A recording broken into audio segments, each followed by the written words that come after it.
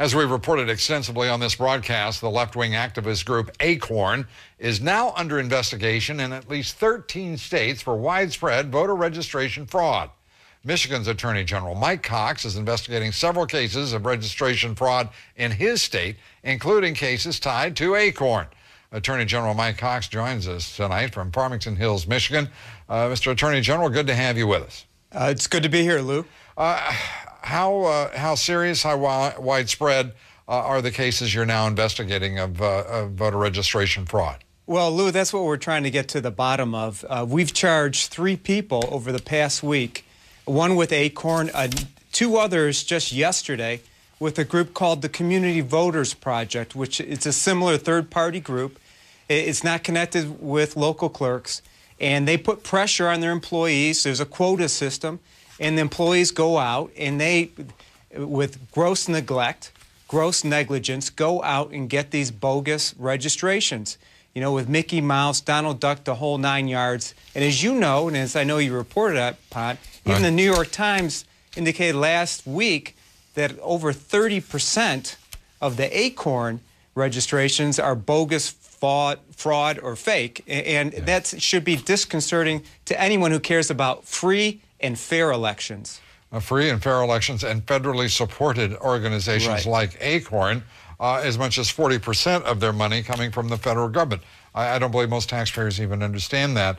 You've arrested, charged an ACORN worker in Michigan, charged with 6 felony counts for submitting forged voter registration forms.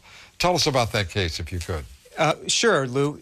Basically, this guy went around and he felt the pressure of a quota from his ACORN supervisor, so he went around and filled out people from the neighborhood or some dead people. The folks that we charged yesterday, again, dead relatives put on there. And it's a problem. It's against a backdrop here in Michigan. The Department of Justice tells us that in 38 counties we have more registered voters than there are people eligible to vote. And Lou, as you know, this is the first step for potential widespread fraud, especially in the area of absentee voting, where a person doesn't show up at the poll. And it's happening across the country. I was talking with election officials, an election official today in Mississippi. 123% voter registrations. That's the margin against the number of people over the age of 18. And, you know, it's insane. I just want to go back to Antonio Johnson, who's been arrested in your state. ACORN had this response saying, quote, Antonio Johnson was employed by us for a total of 8 days. He was subsequently terminated. At the time of his arrest, we immediately offered our full cooperation to both the Michigan Attorney General's office as well as the United States Department of Justice. This from Scott Levinson, the ACORN spokesman.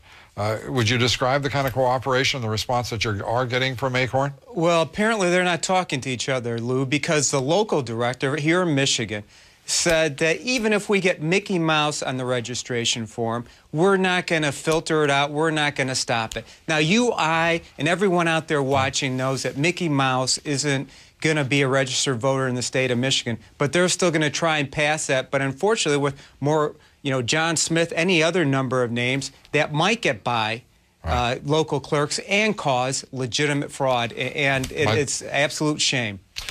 Mike Cox, Attorney General, State of Michigan, thanks for being here. We appreciate it. Thank you, Lou.